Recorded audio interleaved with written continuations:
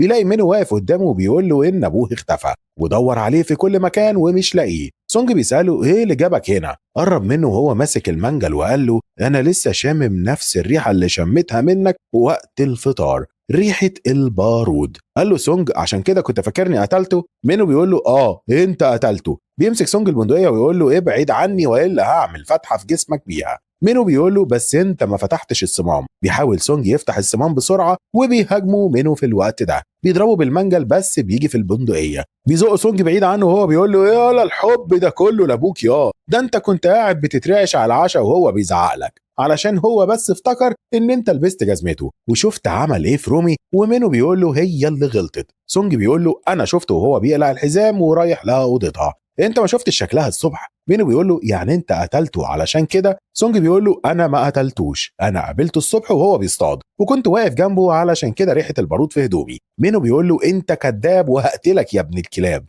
سونج بيقول له هو انت مش مكسوف من نفسك؟ انت كذاب اكتر مني. وبيقول له انه عارف هم عملوا ايه في الضيوف اللي وصلوا الجزيره وانتوا انكرتوا وجودهم واتهمتوني ان انا مجنون، وهو شاف هدومهم مليانه دم في الزباله في البيت اللي على البحر.